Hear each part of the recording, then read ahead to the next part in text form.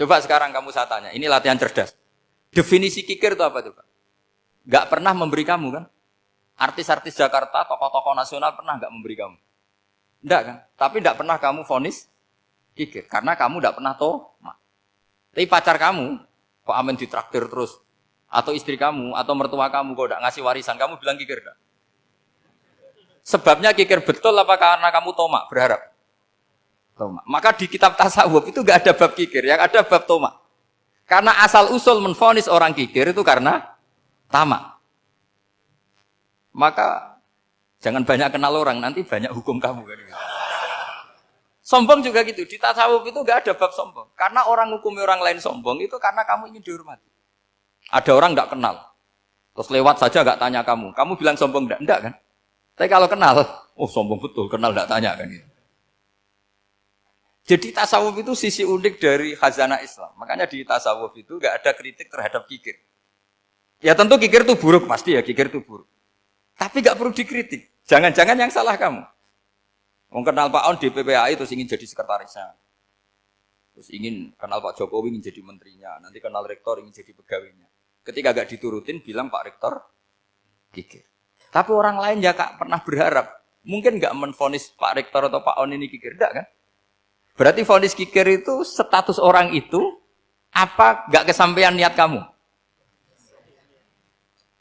Memang agak jelimet ilmu tasawuf itu, tapi itu unik. Itu bagian dari khazanah apa? Islam. Makanya Rasulullah itu sering isti'adah minta perlindungan wa min toma'in fi ghairi matma'in. Ya Allah, saya tidak ingin berkeinginan yang tidak layak. Karena semua dunia ini dimulai dari keinginan.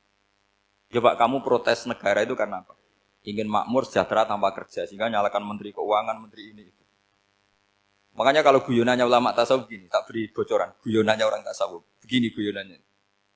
Anta lam tajid min nafsika kullama turid, fa kaifa turidu min ghairika kullama turid. Kamu yang punya keinginan saja tidak bisa memenuhi apa yang kamu inginkan. Kenapa keinginan itu kamu timpakan ke orang lain untuk memenuhi kamu? Wong kamu yang punya keinginan saja tidak bisa mewujudkan. Kenapa keinginan Anda kamu timpakan, bebankan orang lain untuk memenuhi keinginan Anda? Misalnya kamu, Gus saya ini goblok, tolong pinterkan. Wong kamu yang ini saja tidak bisa. Kok menyuruh saya? Jadi kalau tiap tasawuf itu unik. Seperti kamu mencintai istri tulen, itu ingin kan dicintai istri tulen. Kamu sendiri kan nggak bisa cinta tulen, masih pelengahan sana sini. Kamu pacaran, ingin pacar kamu setia. Ternyata kamu bikin sekian alternatif. Kalau putus ini punya ini, putus ini. Tapi kamu ingin ini setia, kan nggak fair. Makanya guyonanya orang tasawuf itu, anta lam tajid min nafsika kullama turid, fa kaifa turidu min ghairika kullama turid. Gampang tuh apalane, pokoknya ratrit gitu aja gampang.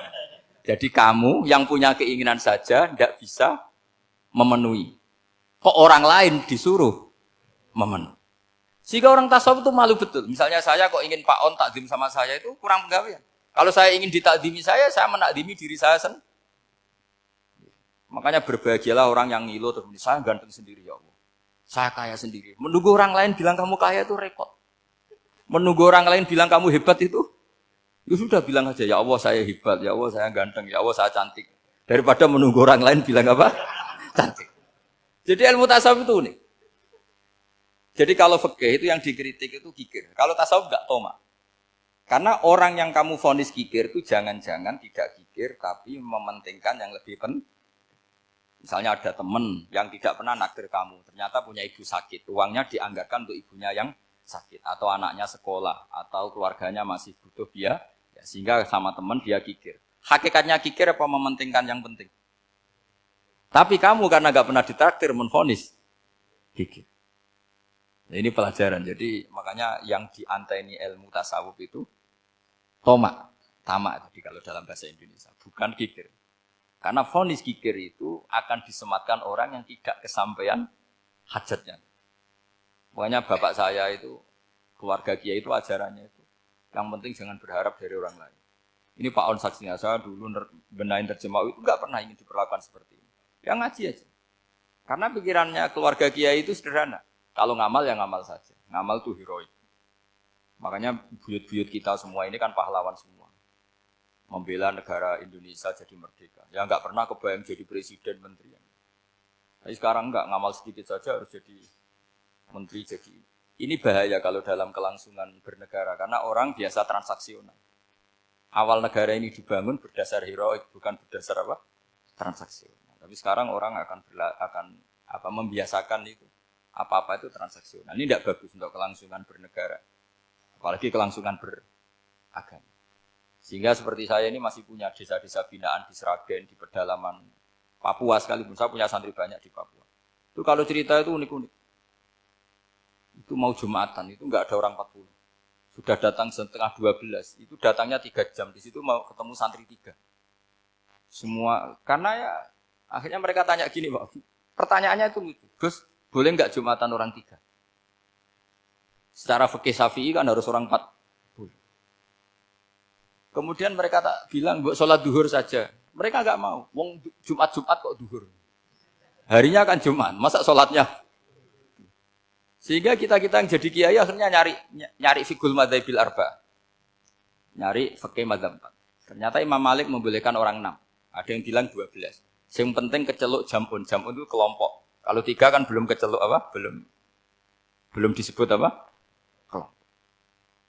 Ini penting saya utarakan supaya kita berjuang itu bukan karena service seperti ini kayak di Ulil Albab, masjidnya keren, kampus swasta tertua, terus termasuk nomor 1-2 di Indonesia. Oke, kita syukur dengan kebesaran UI.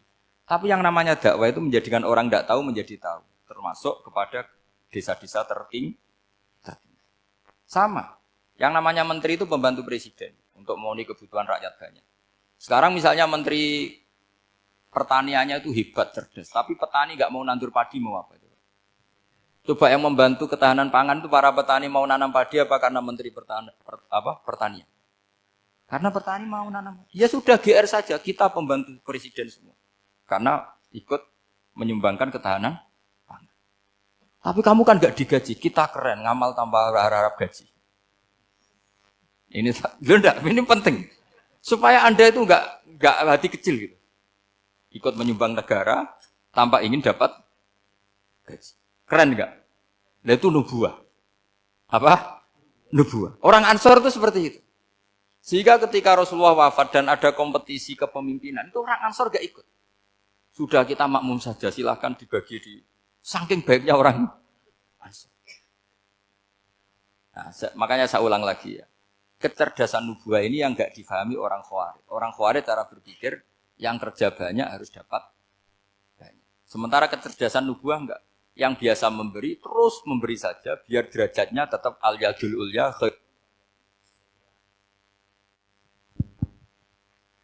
Bismillahirrahmanirrahim. Ini saya baca supaya dapat berkahnya ulama-ulama dulu. Karena ini dikarang oleh ulama yang dipakai rujukan seluruh dunia.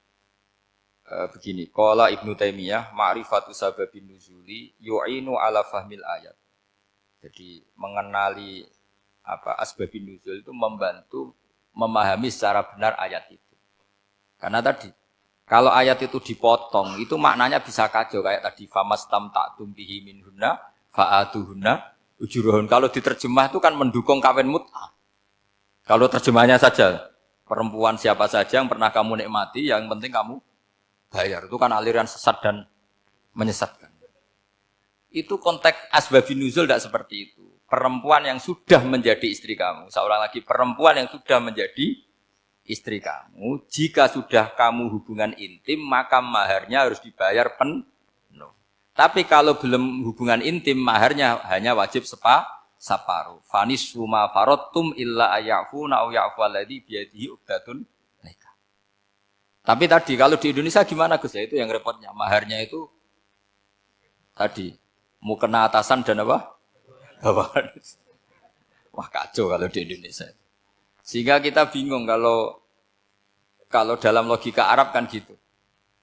Bayangannya kalau cerai, kata Allah fala ta'khudhu min syai'at. Harta yang sudah kamu berikan ke istri jangan diambil lagi. Sampai dilarang ngambil tuh karena jumlahnya banyak sehingga kepikiran ngambil. Kalau di Jawa nggak usah dilarang sudah tidak akan ngambil karena rukuhnya sudah lusuh. Itu susahnya baca Quran di Jawa. Karena dari awal maharnya terlalu apa? Kecil.